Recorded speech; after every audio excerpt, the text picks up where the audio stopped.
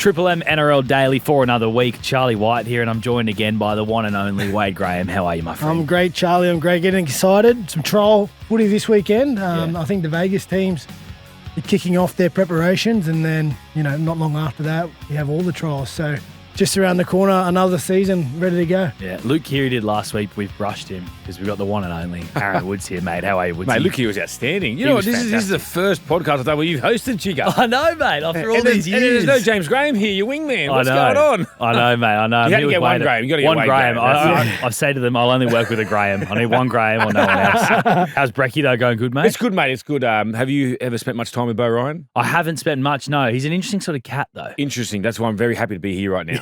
Yeah, it's good. That's good. Different. You played with him? Both played with him? I had a couple of seasons with him at the Sharks, and interesting. Career span of probably 1 to 2 years at each club, you reckon? Yeah. He's like a James Maloney type. Yeah, right. Is that his span at Triple M as well, 1 to 2 years? Or hopefully it's longer. But maybe in his head. But we're a month out from Vegas. We've got pre-season starting this weekend, which is crazy. You're obviously going to Vegas, Wade. Are you excited as normal? I am. I think, listen, it's hard to replicate the excitement around, particularly the first season when it got up and running.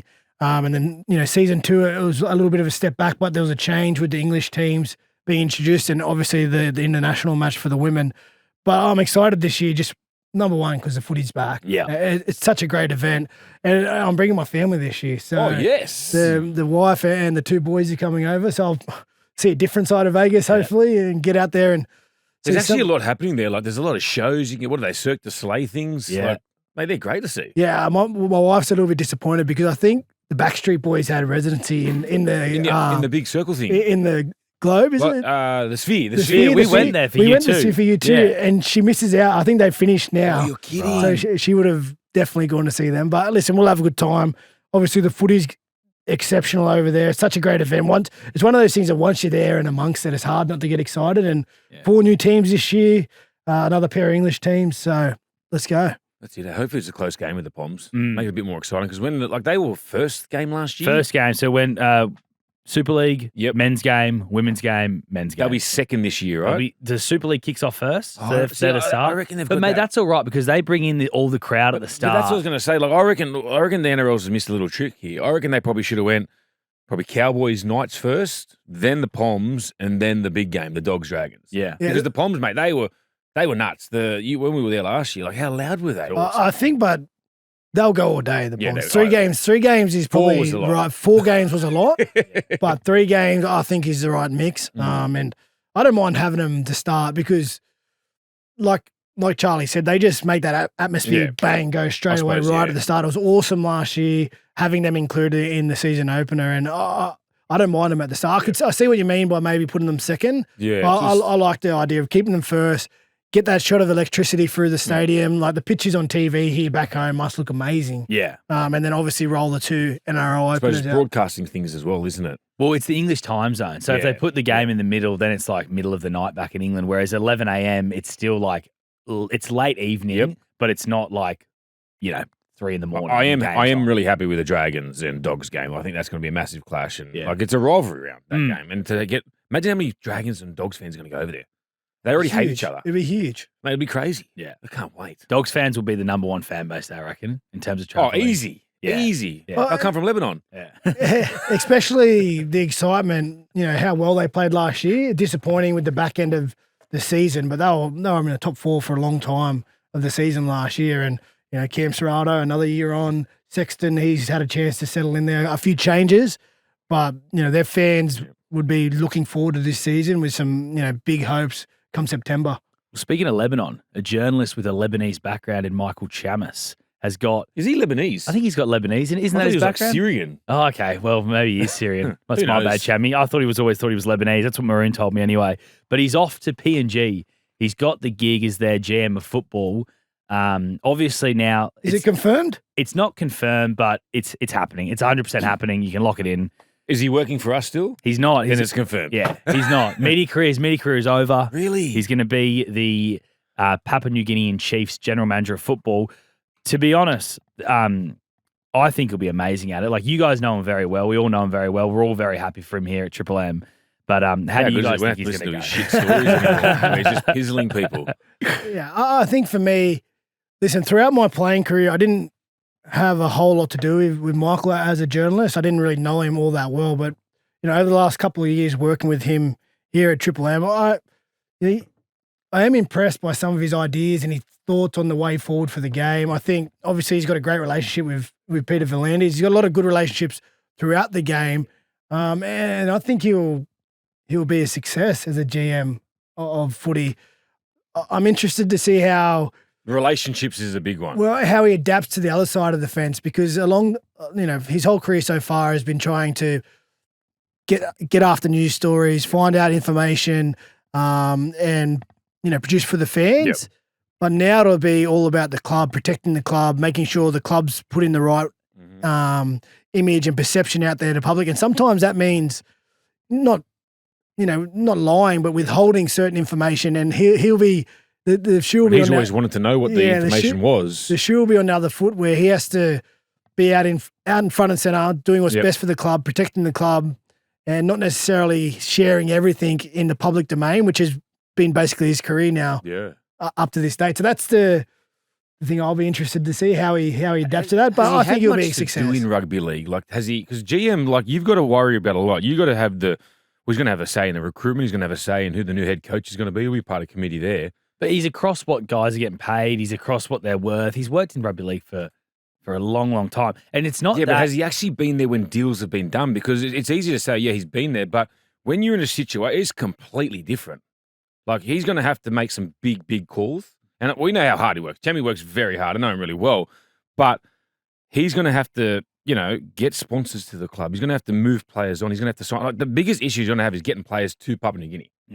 How many people are going to go want to live in a compound up there, up north? I reckon that will be easy with the tax-free dollars. You think it'll be easy? I do, yeah, I do. If you think of players on $500,000 a year, you can stay in Sydney, get paid $500,000 a year. Well, I've got a question for you. All right, it's going to be easy.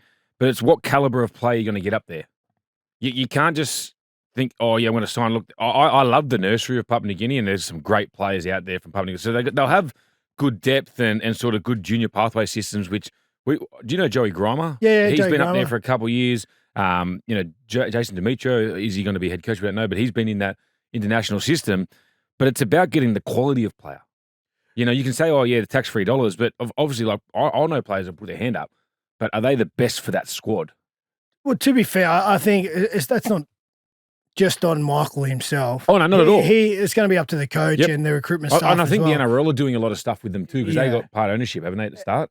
And no matter who goes into that role, they're going to face the same issues. That's going to be the biggest issue is getting the roster and getting people to be willing to, I know the tax-free status helps in some ways assembling the roster, but anyone who walks in that position is going to face the same issues of trying to recruit players up there. But, to answer your question, I think he'll do a good job. No doubt he'll have some challenges and he'll have to learn on the run a little bit, because it is a new career path for him.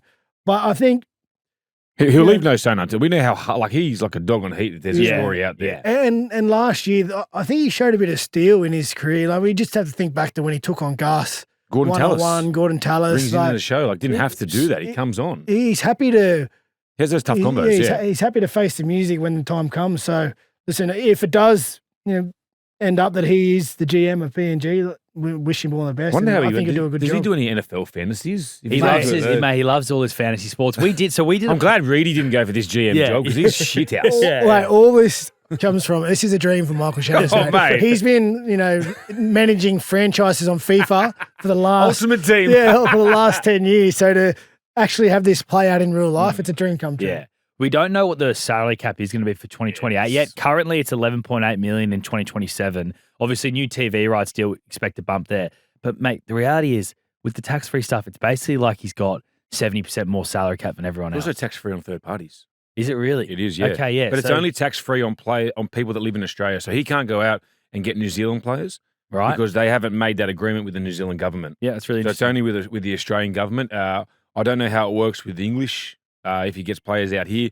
I dare say that a lot of the English players will go to Perth to start off with. But, he can only get the tax-free money with Australian players. That's really interesting. That's a good point to make. Yeah. Because, if you're making, say, $500,000 a year and you're living in Sydney, after tax, say you got around 300 grand a year after tax if you're on 500. Well, Then probably less- 250. be less bro. than that. 250. 250, Yeah, well, 250, bro, around probably 280.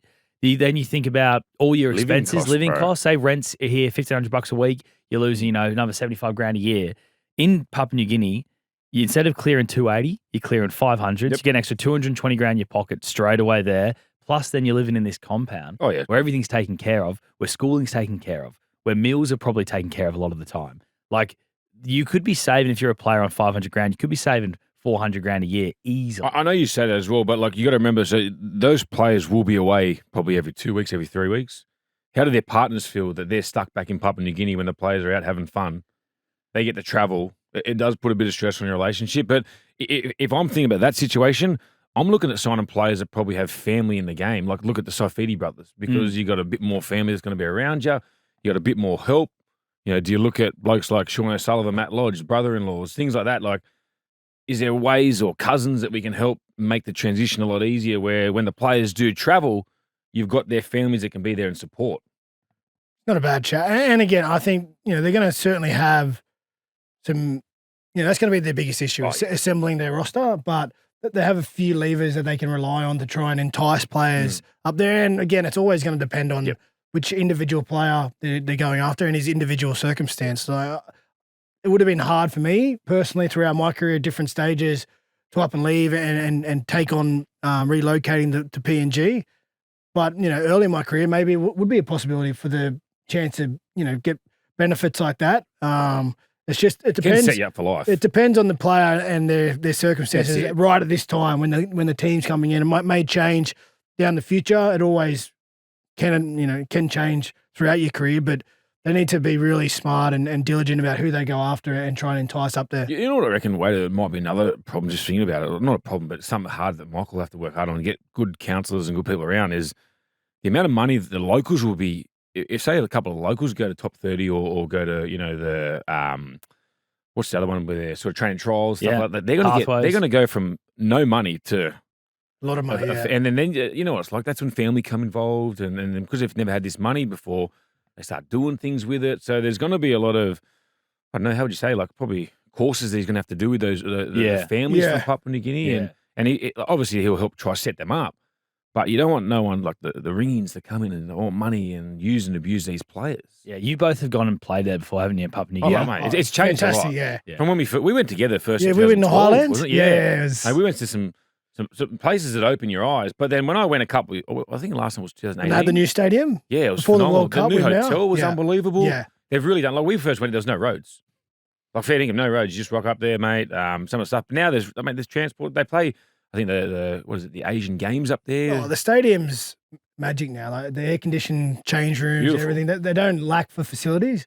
And their passion for rugby league is second to none. They are the most passionate supporters. So, listen, it was a bold thing for Peter V'landys to go, this is where our 19th team's going to be. They've got a lot of help with the government, with the money that's been injected into the game. So only time will tell how they try and build this thing up and assemble a roster and get this club going. But again, back to Michael. If it is true and he does become the GM, good luck to him, and I think he'll do a good job. And you want someone that wants to be there. He wants to be there. Yeah. He wants to make a difference. And this is his first crack, so he wouldn't want to leave no stone unturned. He nearly got the Perth Bears job for the same setup, but then for whatever reason didn't work out. If Brad Arthur ended up as the Perth Bears coach, it was a lot more likely to happen. I don't know if Mal Meninga was a huge fan of the idea of Chammy, which leads to the fact that Brad Arthur is probably one of the front runners for the Papua New Guinea job. Jason Demetrio is another one there as well. You'd think JD wouldn't you? He's involved, the coach of the national team. So, and he's expressed his desire a number of times to be an NRL head coach again. So he's on the lookout for an opening. So, like those two guys, they're leading candidates. Doesn't the NRL want Wayne involved? Yeah, but he's not keen. Wayne doesn't want to do it. Okay. Yeah. I mean, that could change if he gets mates- paid an absolute fortune tax-free. Well, that's a way. That's a lot of people say they're not keen, and that's how they get more money. Exactly. Do you remember Matty Johns was going to go into coaching? They got a massive deal with Fox. Exactly. It's not the strangest path though, going from a journo to an executive as everyone thinks. Like you look at two of the CEOs of the two biggest clubs in the game, arguably Melbourne Storm and Brisbane Broncos. Brisbane Broncos Dave Donaghy used to be a journo. Melbourne Storm, Justin Rodsky used to be a journo as well. Oh, did he? So it's not that Well, crazy apart. Again, his bread and butter is relationships, right? And rugby league, how he gets along with people, how he extracts information. So he's done this for a long time. And to be honest, he's arguably if you go off last year, the leading journalist, breaking the most stories, the most accurate stories. Easily. And accurate. He's been It's pretty unbelievable. good. No, I'm saying That's accurate as in journos. Accurate stories. So, he was kicking goals last year, and it's a big call for him to leave that path because he's probably worked so hard to get to the level where he's at. Yeah. So to go now, I'm going to actually change tack because there's a new opportunity in front of me. Like it's a big call, and again, over the last couple of years, we got to know him fairly well doing the Saturday show together, and good luck. Yeah. Good luck. Should we talk Do you about? think he still talks to us? Well, it's funny you say that. We just tried to call him before, me and Wade, and he brushed me. us. Yeah, I tried to ring him yesterday. he brushed you. Got nothing. He's already began. He's, Mate, it's he's not making good. that- You got to start answering calls, brother. He's Yeah, making nah. that transition smoothly then. Shall we talk about the sort of the elephant in the room with Chammy, and it's his beef with Isaac Moses? Ooh, not just Isaac. There's a couple out there. A couple others. Has Do he you got think that's going to impact him, Woodsy, at all? Like, I think he'll need to. What is it? Put the olive branch out there because you want to get the best players. You need to get the right managers on site. It's not just Isaac. You got other great managers out there. I don't know his relationship with Gillis, Mario Tartax, but I do know that Isaac has got a really good young crop coming through. He's had a lot of players retire back into their contracts, but he's got some ones that are coming through, and you need the good ones, and you need to have your relationships with managers because they can help you. If you've got to move a player on, they can come up with processes, or I'll move this guy on, I'll bring you this, or little things like that other people can't do. And that's the biggest fact for him. Does him and Isaac get along? No, you can tell they don't get along. It's been played out in the media. But if they want to have a good squad, it's not just Isaac. He's got to get all the managers on, not on side, but he's just got to have a working relationship with them. That's about it. 100%. We see it all the time in our game. Inevitably with the competition and how fierce it's fought, there's going to be falling outs between different parties. Everywhere. But when you're running a club and you need to try and attract the best players, you don't need to like everyone that you work with, and certainly they don't need to like you. Right. But there needs to be a working relationship there. So if he does head into that role, he'll need to probably mend some of those fences he might have hurt throughout his journalist career. You got to put the club first and do what's best for the club. Well, you look at Gus Gould last year. How long were him and Isaac went to? 10 years, it was reported. He needs a player. Isaac's got that player. What happens? yeah, exactly. They're best mates again. Money talks. That's it. Overall, do you think it'll be a success though? I hope it is for rugby Yeah. league. I think, personally, they will transition better than Perth because of their junior system. They've got the PNG Hunters up there already, and they've got a fair squad to pick from. And look, I reckon it'll be a positive transition for them. Yeah, I hope so as well. Again, it was a bold, thing from Volandis to say this is going to be our 19th team. He said it a couple of years ago, or last year. Yep. So it was a big call. Obviously, the funding from the government helped push him in that direction. Massive. But for the good of the game, and we all agree rugby league's in a great spot, right? Yep. As a sport, and I don't think I've ever seen a stronger. So we need to continuing to keep pushing, and PNG's the next, and Perth are the next two cabs off the rank that hopefully have some success. Zach Lomax then. I think everyone's sick of hearing about this already. It's sort of that story this year, but it's getting even messier. Matt Tripp's come out and asked how we are the bad guys here, how Melbourne Storm are the bad guys. He's the chairman and owner of the Melbourne Storm. And then you've got Braithen Astor. Some stuff came out about, Eels wanted to get cap space for Jonah Pezzett, and Braithen Astor's come out and said that's not true. We weren't even speaking to Parramatta Eels until Zach Lomax after he was released. Well, Zach actually he approached Parramatta like June, didn't he? Yeah. Early in the year. Yeah. And they got wind of the 360. So, look, I don't think the Storm are the bad guys. I think everyone's just got the shits because Storm are a great side. They've lost, like, you look at that, you've lost Pezzett, Solfa Solomona, Eli Katoa through injury, Pappenhausen's retired. So, obviously, they got a fair bit freed up on their cap, and they need to get some names. But what I can't get, who went to Melbourne? Was it Zach that went to Melbourne, or Melbourne go to Zach? Don't know. That's the does biggest. that matter? Why do you think that matters? Well, Zach knew he signed a contract. Why is his management going out there to go to Melbourne and try to get there when you knew that Parramatta are in control of the contract? You signed off when Parramatta allowed you to go, whether it was R360 or Japanese rugby, and they said, all right, we're happy for you to go if you go there. Your contract's got another 3 years left. You can't come back to NRL unless it's Parramatta or we decide where you go. What's the big deal? That we know what the answer is. If Parra say no to Melbourne, then boom, they say no. Yeah, I said it last week on the show. I don't think Storm are the bad guys. I think they're. Yeah, I don't think it either. You know, I'd be surprised if 16 other clubs, if they had the cap space. Well, there was 6 other clubs that wouldn't be going after quiet. Zach as well. You know, their responsibility is to try and assemble the best roster they can, and Zach's a great player, a great winger. So if he becomes available, I hope he does come. It makes sense. It makes sense that other clubs would be interested in Melbourne, as Woodsy said, with the players they've lost and Katoa's injury, they have some room to move. So it makes sense that they're trying to recruit Zach Lomax. But again, I think Parramatta here, they hold all the cards because they released. But you know what, wait, it was similar to, remember when Addo Carr signed with the Dogs? And they sort of signed him that year early, trying to see if they could agitate and get him. But then Melbourne like, no, we're going to make him see out his contract. Yeah. Well, and then no one saw anyone as the bad guy there. It was great. It was a great move from Melbourne because they kept Addo Carr as one of the best wingers in the competition. I thought they handled themselves really good. Bulldogs got it when they actually signed him. So there was no drama. When are we likely to have a resolution? So Feb 12, Feb 13, 13's in court. Can it get adjourned? Like, can it go all? Of course it can get adjourned. So we might not have Zach in the NRL. Yeah, for a long time. But we might not have him at all this year. He might have to go play rugby. But that's the contract he signed. And the worst thing is if he goes and plays rugby and enjoys it, we're not going to get him back. Yeah. But again, he made the decision to leave anyway. So he's in this situation. I do feel for him because he's in limbo. Yep. But before he made that decision, he had to have all the information available to him, and he knew this was a possibility that if R360 fell over, he signed the deal with Parramatta, and they ultimately had to say on, you know, if they'd be happy to release him to another NRL club under the right terms. So listen, I feel for him, but he put himself in this situation. So now he's just got to deal with the consequences. So what, Parramatta, they've gone to court with Zach, but now they've subpoenaed Melbourne to come into there, haven't they? Yeah. I think it's a very interesting one to see what play Melbourne make from here. Because you know what clubs are like. If text messages and that, if they get subpoenaed, then they can go and check out all the documents, text messages. Not just Zach Lomax that could come under fire. Yeah.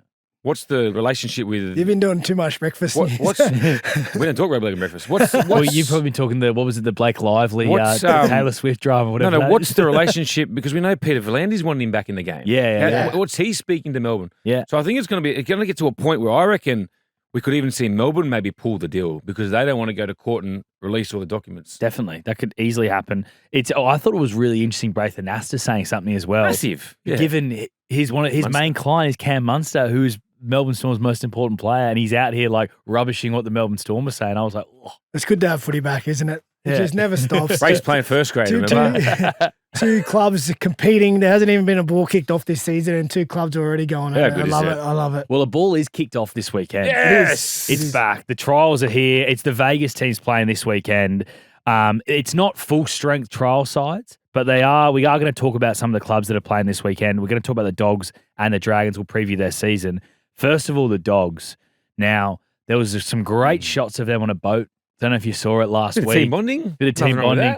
And Leo Thompson, there were some pictures with Leo Thompson, a couple other players, and he looks in fine shape. And he looks like he's part of that team. I reckon the Dogs are going good this year, boys. What do you think?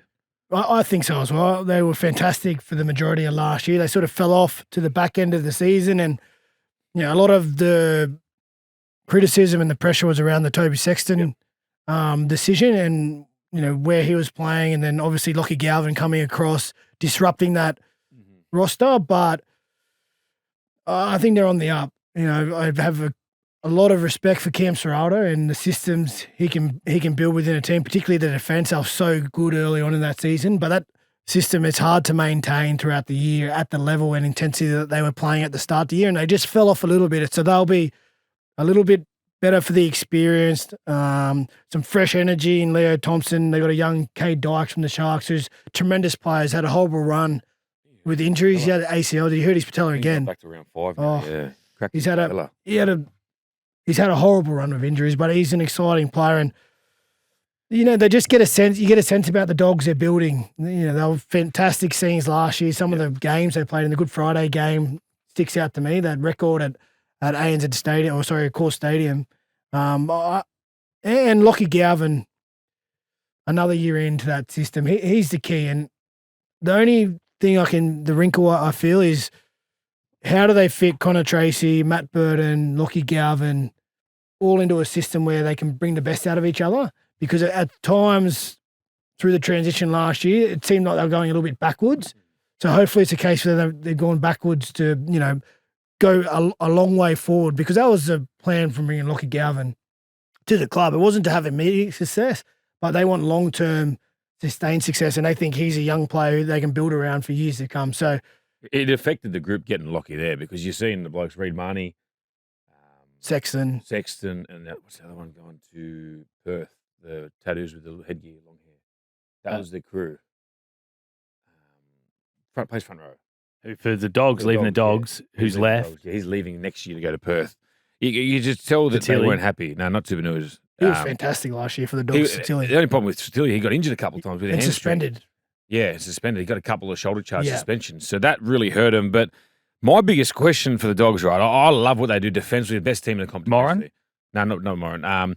But what it is, right, it's who's going to wear the 7 jersey? Who's wearing the number 7? It's got to be Lockie, right? Is Lachlan a halfback? I would say he's a 6, but with Matt Burton there. Speaking to a lot of people with Matt Burton, play with you. Josh Curran, that's it, yeah. So that was their little crew. But both of those guys aren't halves.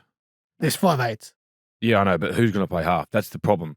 You got young Mitch Woods. Galvin's got the 7 to start, 100%. He's got the 7 to start the season, 100%. Okay, because I know they've got Sean O'Sullivan there, and he's a huge fan of Cameron Serrato. He can steer him around, a bit like that sort of, Fogarty role. Like, you're not going to break it up in a game, but he's going to get people to their points. He's going to break sides down. He knows what to do. Well, it's similar to what Toby Sexton was doing, right? Yeah. Fantastic. Correct. That's why he was so steady for the Bulldogs. Burton plays centre. When he came in, and then... Because he got centre of the year when he was at Penrith. I think... I've been told Galvin's going to start the year at 7. You got Crichton and Bronson Cherry. I've been told 7, but is it his position to take them to the next level?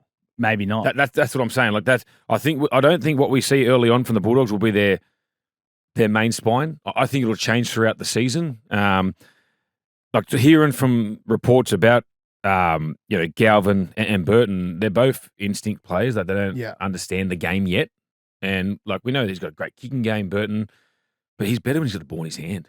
But then what do you do with Crichton? And there's so many talks, and then Connor Tracy. Like it's. Well, you got Bronson Cherry in the centres too. He's fantastic. Great. So I don't know if you pull the trigger on that change of Matt Burton to the centres because it sort of disrupts. No, I agree. That's the question mark over him. I think you can make do with Lockie Galvin and Matt Burton in the halves, particularly Matt Burton's kicking game. You can sort of coach the team where you can take a lot of pressure off the halves instead of getting a general to get you to certain points. You coach into a system where everyone sort of knows generally where they're going, and it allows Burton and Galvin just to pick up on cues that they're looking for the system's trying to offer you, and then who's their 9? Is it going to be Haywood? I think it's Haywood. Got to be. I think it's Haywood. We've seen him come up with some real playing 80 minutes, a lot of errors. Yeah. It was a big game down in Melbourne. I think that's the one you're talking about. A couple of errors and a lot of missed tackles. They will, but I still don't think they've got a massive pack. It showed against the big sides, like the good sides. Like you need that huge pack. Well, if you look at like the top 8 last year, their pack compared to all the other teams that made the top 8 is nowhere near that level. And that's why they bowed out. Yeah. You know what I mean? Yeah. Well, they struggled against Melbourne with the size and the physicality through the middle. Yep. But in saying that, they were never really matching Melbourne in the middle last year. Cam Serrara, remember, he was disappointed with the ruck speed. They just couldn't generate anything, and basically because the pack wasn't matching against Melbourne, but they still managed to be in that game. And then the draw was the big talking point. Was that a false sense last year too? Because the back end of the year they played a lot of the top 8 sides. Yeah, and that's where they really struggled. Yeah, they were top of the table after. I love watching the Bulldogs, and I love the crowd when they get right behind it, but they're going to be on notice, like, because everyone was saying, remember last year. It's just a building year. This is the year where they want to win the competition. So now there's a bit of hype. There's pressure on them. It's going to be really interesting to see how they handle it. And as you said, like the Good Friday, like that was phenomenal. Like it felt like that was like a semi-final. And they handled that well. Yeah. But can they do that consistently over the whole season? I think they should have their sights firmly locked on top 4. And Big I think, time. I They think, have to be top I think 4. they're a chance. Yeah. I think they're a red hot I think this chance. year's competition is going to be as tight as ever. There's so many sides have improved. I just quickly wrote down 5 teams who I think will be fighting for the top 4, and I think almost all of them are locked. So one of those teams are going to be missing out. I have Sharks, Penrith, Bronx, Bulldogs, Melbourne. Roosters? I think Roosters will have a good season as well off the back of last year. You know, whether they're going to consistently play at the level as the other 5 teams, and that's just off the top of my head. Warriors, So, if they depends how Metcalf Was comes, Dolphins, are they going to be the big I improvers? like the Dolphins this year. Yeah, wow. Like, did you mention Raiders in there as well? I didn't have the Raiders. Everyone's Yeah. knocking the Raiders again. And No, no.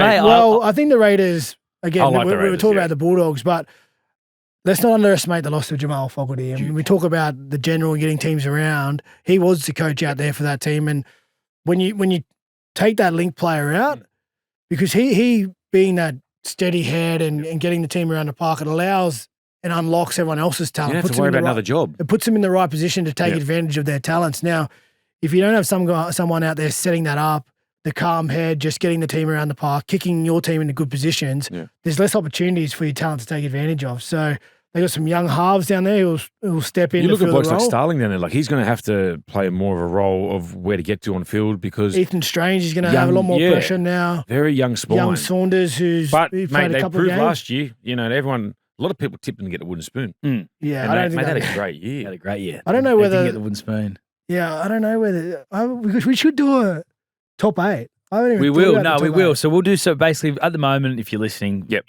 you want to hear our podcast schedule coming over the next few weeks, got 1 podcast a week this week, then we move to 2 next week. 1 will be a newsy focused show with the journos, and then there'll be a show that's previewing every club. You'll get your top 8 predictions, Yeah, okay. season predictions, all that It's sort of hard stuff. to beat the big man. Well, mate, it's it's impossible to pick, really. But like, you know that thing you said about the Dogs? Just play this game with me for a second. I'm going to tell me a team, and you tell me if you think the Dogs' middle is better than their middle. The Broncos. No. The Raiders. Fantastic. Sharks. No. The Dolphins. Depends fully fit. No, I like Dolphins. Dolphins' middle's very good. Flegler back too. Flegler back too, which is Gilbert. an awesome story. Gilbert, how good's that for Flegler? Yeah. Oh, what a story. I was so happy. I messaged him out. I don't even know the bloke. Yeah. I'm so happy for him. The Gold Coast Titans. Or Tino, Mo Whatuaka, Bo Famore. They're just the middle. though. decent, yeah. Yeah. Yep. Manly Seagulls. So you've got Titans over the Dogs? No, I'd say they're probably Par. par. I've probably got Manly. Oh, sorry. Titans. Have you got them on Yeah, par. par? Oh, yeah. Manly? It depends how Paseka comes back and Jakey, you know. Yeah. Probably on. So Well, Dogs maybe get the nudge there. Mm. Yeah. Melbourne Storm? No. Storm? Waz? Nah, I love the White. Yeah. James Fisher-Harris, Mitch Barnett. Aaron Clark. Yeah. Knights? Yep. They got the Knights covered. Yep. Cowboys? Yeah. Yep. Eels? Junior Paul had one. Oh, Junior, yeah, I Jack forgot about Williams. Yeah. Hopkins Yeah, they're was probably good on last par. year. They're probably on par. On par? Panthers? No. Bunnies? Big Keon Kalamatangi? Jairo. Cam Murray? Jairo Totola. Yeah, Murray's back actually, so that's Forgot a about good Cam change. Murray. Yeah. Now you think So about it. You got the Bunnies probably there. Dragons? Yep. Roosters? Tigers? So we probably named about 12 teams that have a better pack than the Well, Dogs. they were the same last year. Yeah. I think So- where they had their issues was when they had a lot of players missing time. Well, missing time. We spoke about Satilli with Big suspension loss. and injuries. 6. I think if they can keep that same rotation going, I think they're good enough to match it with anyone. But it's when you lose a couple of key players and have to, your depth starts getting tested. You have to bring in guys without the experience who haven't put the work in, like your starters. That's when they might come up with some issues. I think if they stay fit, like any team, if you can stay fit and keep the same team out there on the park week in, week out, you're going to be a much better and much more like consistent football team. But I think if they have a couple of key injuries, particularly in their forwards, I think in their backs they can cover it with the versatility of Burton, Crichton, Cherry, Tracy. We spoke about that earlier. But if they have a few key injuries, What do they do there with Tracy?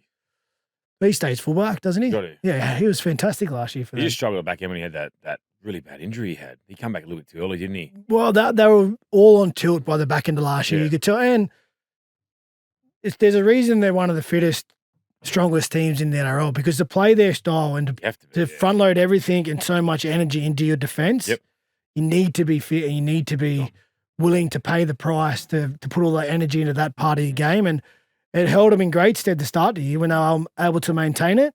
They were right at the top of the table, best defensive team in the competition. But then a couple of injuries, a little bit of fatigue, niggles throughout the year. They just tilted a bit towards the back end. You had blokes like Max King playing Origin like that. Yeah. Like, and, you know, Stephen Crichton, he was bung after there. He had an ankle and didn't finish the season off as well. So it is you need some luck too. The St. George Illawarra Dragons, boys. Tough year for them last year. Yep. Not much expectations this year, but you have seen them in a trial, Woodsy. I did, yeah. I went and watched the in-house club session where it was a scrimmage against Manly Sea Eagles up at Cogra. And look, you know, I love me footy. So I just messaged fans and mate, can I come and watch? A couple of former clubs of yours. Former clubs, mate. It was good. Let you in with open arms. Yeah, Flato told me I wasn't allowed to sit near the Manly bench. But, mate, it was good to just watch both sides go around because you know what it's like. When you train, you know, you train against your teammates. They know your systems and know your shapes. You become pretty well drilled on how you got to defend it. Whereas watching these sides, look, they probably played about 20 minutes of both their full squads. It wasn't a full-on contact. Middle's got a little bit, you know, in the face and that sort of stuff. You know, it's like one push comes down. But I liked what I seen from the Dragons. It was they looked very, very fit. It was one thing I did notice. Look, they're not the biggest side, but very mobile. It sort of reminded me of watching the Bulldogs. They worked very hard defensively. They got across the ground really quick. It's just a typical Flano coach side. Like they're just fit. They're strong. Pretty simple style of footy they played, whether they didn't want to show Manly too much. But the big thing I did look at with that, it's probably not a positive, but watching Atkinson, the combination early on, but it was his first ever game at sort of fast pace, going against a side that you didn't know how they defended. But as the scrimmage went on, he looked a lot better. Yeah. Yeah, it was the combination there. It looked like it was the starting of Atkinson and Flanagan to start there. Flanagan also did a little bit of 9 work because they lost Jacob Little 2 days before, and he's going to be. It's a bit of a bad hemi. So whether Cook plays 80, and if he can't make the 80, you dare say I'll see Flanagan go into 9, but. They all looked happy, but there's no results at the end of each week. So it's sort of a good time at the moment to watch them play. I think it's a big year for the Dragons. It's Flano's third year now as coach. He's made some recruitment decisions. He's got some players. He's certainly been active in the market. Hasn't been able to land everybody, but he's made a few changes. I think Keon's going there next year. He's agreed. And although they probably didn't set the world on fire at times last year, I thought they were solid at other stages. And you talk about Shane Flanagan, the way he coaches. It's a very simplistic, game plan.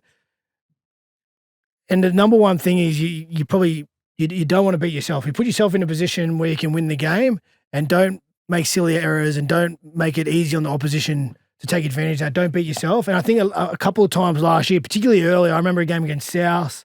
There was a Parramatta Golden Point. There was a Golden Point. There was a few games where if they had been smarter and closed the game out, they would have been a lot better on the table, and a few more results would have went their way. So I'm backing them to, be smarter from those experiences. And at the back end of the year, they really shocked some people. I know that there was a win against the Bulldogs. I think there was a win against maybe the Sharks late in the season. Late, yeah. So.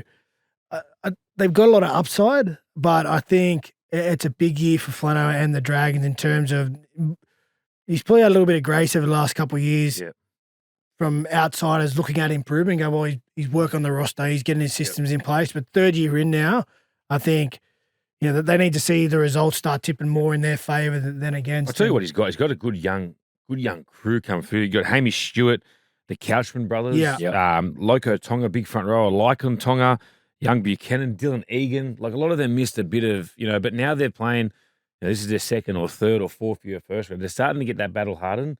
And they're local juniors as well. Like he's bringing through a good young crop, and that's why he has gone for, the big name in Keon Kolomatangi, because you need that big alpha that's going to be around him. The question mark for them, does Jaden Sewer stay? That's a big one, and I'd love to see him get that done before the season starts, because, it's like when you're dragging through negotiations. But yeah, I think they'll be around the 8, like that. That fringe sort of. I like what I saw, and they looked happy. Top 8, like around the 8, like that 10 to 6. Oh no, I'm actually with Woodsy. I can see him duking it out with Yeah, again, that always, every year we always say it, but there's spots from, 7 and 8, and then 9, 10, and they're all in and around the same amount of points, and it comes down to for and against sometimes. How many times we've seen the last final round of the competition determine those spots? I think they could be, if they're serious about their season and, they take the lessons from last year, those close games that they gave away and just improve a little bit, they could really be in the fight there. Look at what the Roosters were able to do last year, losing all that experience, but just played simple footy with a lot of rookies. Their confidence grew throughout the year, and then the results just started ticking their way. Now, I know they have some big guys to rely on, the Tedescos and the other guys in their team who take a lot of pressure off those young guys.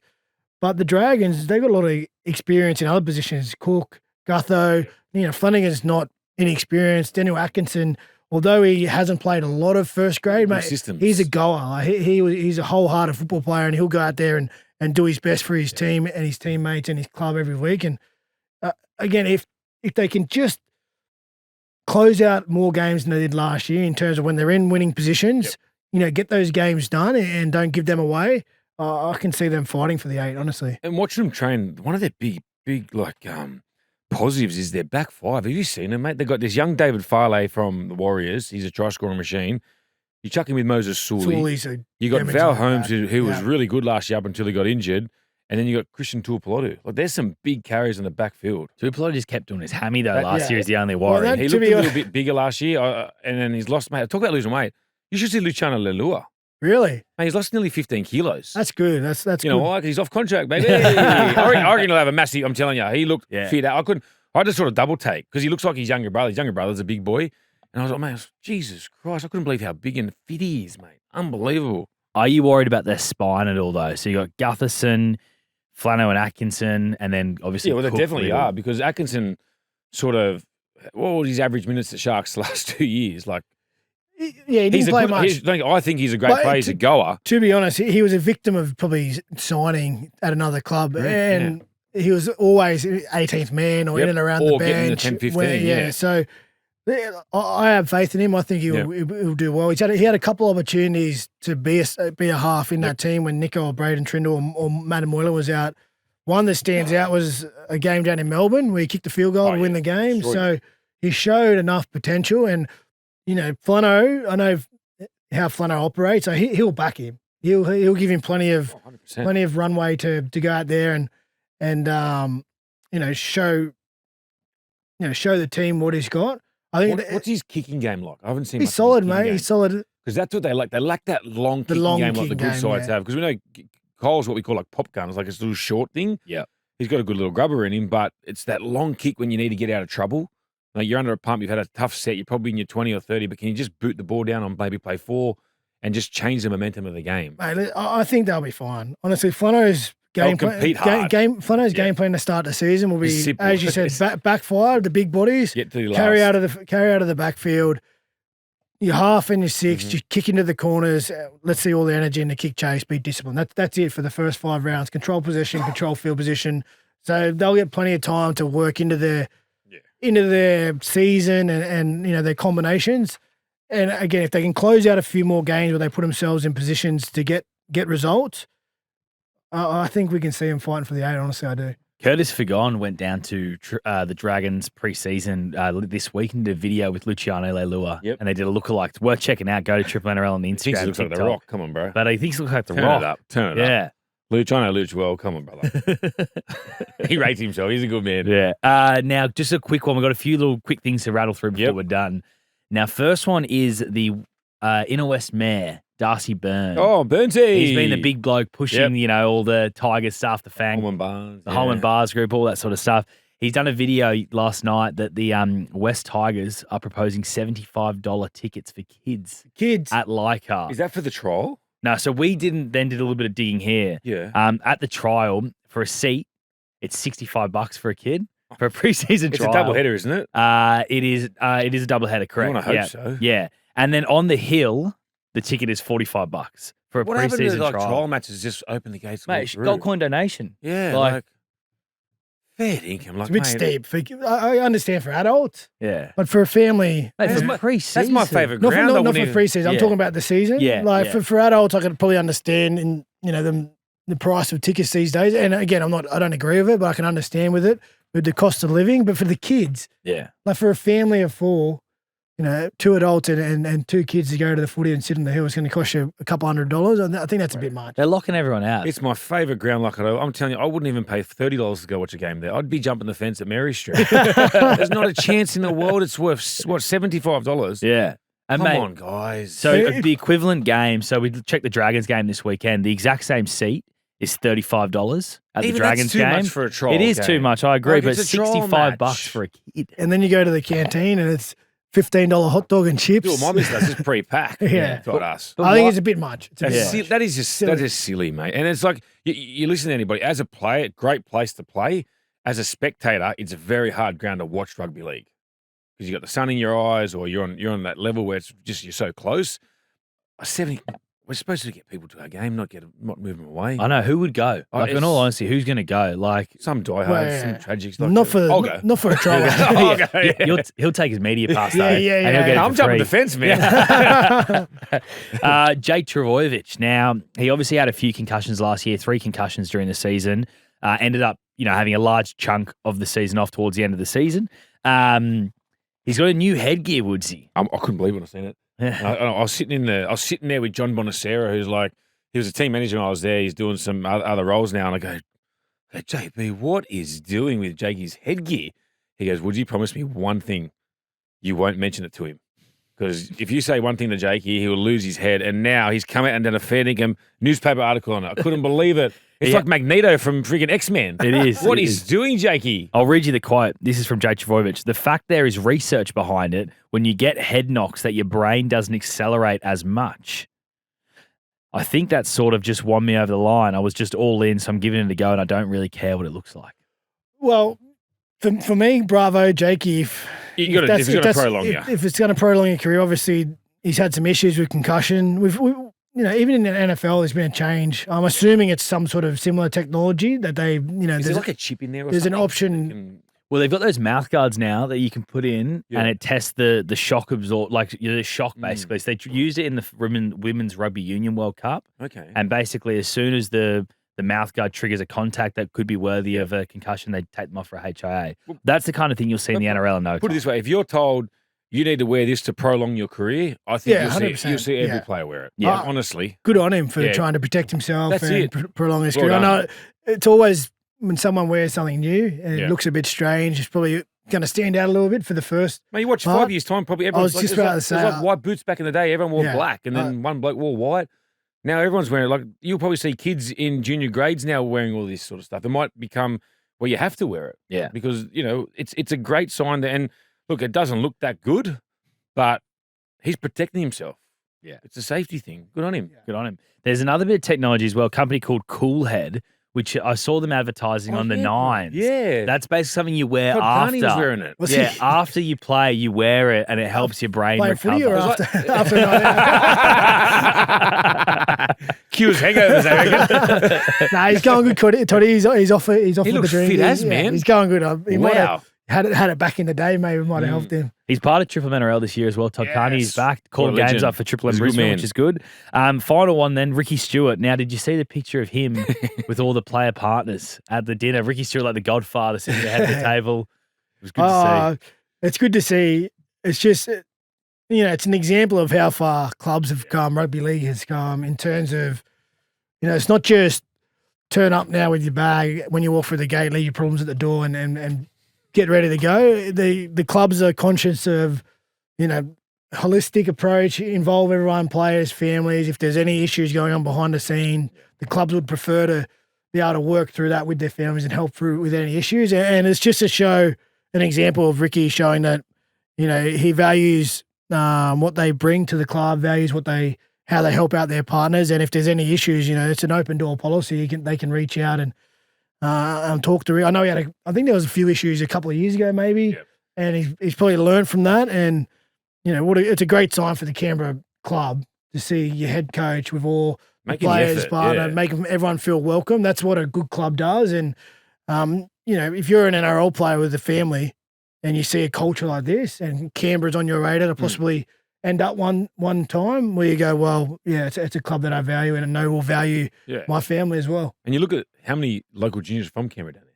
Not many. So by him doing that, Lendon, reaching out, talking to him, there's nothing better than when you go to a function or someone and everyone knows you. You don't have to have your missus hanging off you. Yeah. They can just go and chat to the people. And then if Sticky comes up and goes, mate, how's, so-and-so going? How's the little one? You feel like you're part of the family. You're part of the inner circle. So I think, bravo, I think I've been part of clubs where other clubs do it, but it's really good to see someone like Sticky who's got that facade of he's a real angry man, but he's actually got that real family side towards him. And that's what makes him a good coach. Yeah, absolutely. Happy wife. Happy life, happy team. You'll learn soon, brother. I know, mate. Engaged. Yeah.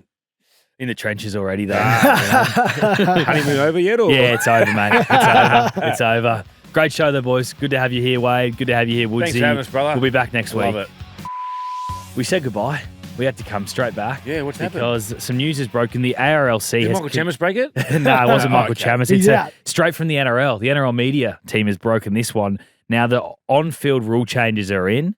It was an extensive consultation process with clubs, players, coaches, and key stakeholders. And do you want to hear what the rule changes are? I'd love to hear Let's them. go. First of all, interchange rules. Teams may interchange 4 players up to 8 times per match from a squad of 6 players. Okay. So the bench has gone from 4 to 6. However, you can only use 4 of that bench. What do you think of that, first of all? I don't mind the extended bench where you have 6 players. I would just say, why not get rid of the interchange altogether? If a player has to come off, you can use a player from your bench, but then if the player comes off the field, he can't go back on. I'd love to see it's Old almost school. go back to the old school. I'm happy to extend the bench a bit more so you got some more versatility for anything that can happen out there during 80 minutes. But if we're going to do that, I'd like to see just the interchanges completely go. And if you come off the field once, go get in the shower. I don't like it, man. I was like, it's part of the game, man. Like, it's part of your tactics. And it sort of gives coaches a leeway now. Like, they can put halfbacks on the... Are we going to lose the 14th, the utility guy now? Yeah, well, maybe. Do you know what I mean? Maybe. Like, are we going to lose that You super sub? You can put a specialist on there. You can have a specialist from each position. And what about the concussion rule? Like, if there's a HIA, does that mean they can use 5? Like, will there be a 20th man? Yeah. Well, it doesn't like say that in this releasement from the NRL. So I imagine that would be part of it. 18th man is going to become part of that extended bench. So instead of having to enact your 18th man, he's just always active. You've got those 2 extra I just like the, you have a plan all week of what your 18s or your 17s going to be with your 18th man. I just think it just makes it not easier. But and then imagine those 6 blokes on the bench. Who's playing today, boys? Which one of us is going to get on? Mate, Origin's going to be interesting. All those guys who get picked for Origin who are just going to sit there and go, geez, I hope I'll come on over. Why are we doing these rules 5 days before the first trial? Yeah. Remember the 6 again, Well, Rado? they said it was extensive research, was it? Extensive consultation process. Consultation process. So it must have took a while. Had 12 months to do it. Trainers. This is another rule that's come in. Trainers will be restricted from entering the field of play to prescribed and clearly defined circumstances. This will ensure player safety remains the priority while reducing unnecessary intrusions by trainers carrying messages. This is the Penrith Panthers. What was the first sentence you used there? Trainers will be restricted from entering the field of play to prescribed and clearly defined circumstances. So it'll be just injuries, clear stoppages. Yeah, clear stoppages and injuries. So basically, players are going to go down. They got cramp now, so trainers going to run on the field and have a little message. Is that what's going to happen? Maybe. There's a way around these things, mate. It's stupid. Restarting the tackle count. So it is going to be now from the 20-metre line. So last year you would have seen a penalty blown for infringements within the attacking side's 40-metre line. Yep. Now it's within their 20-metre line. Okay. And then finally the kickoff rule that we're all dying to find out. Is it in? Is it out? It is out. Out, yes. It is not happening, Aaron Woods. Relief. I'm so happy for that because we would have lost great endings to games. Like Brisbane Broncos wouldn't have won the semi-final. There's no way Canberra Raiders would have elected to kick off. Yeah. They would have elected to receive. And it would have stunted the whole momentum in that game. Reece Walsh, we wouldn't have seen the absolute brilliance from Reece Walsh. So it's common sense prevails. Wado, you like it? Yeah, I like it. I think, again, not just the possibility of the endings and things like that, but if you earn a try, I think you should keep momentum, and the way you keep momentum Wado, is how about get better defence? defence? Learn to tackle. Like, that's what it's all about, man. Like, if you got poor defence, why are you getting rewarded for getting the ball back? That's what I didn't like about it. Yeah, well, I'm glad it's out. Any other rules they got? That's it, mate. That's all we got. We've still got, 4 weeks till round 1, so you don't know. things still could change. You never know. This is now goodbye. Great Goodbye, show Chica. as See ya. always. We'll see you boys next week. See you next week.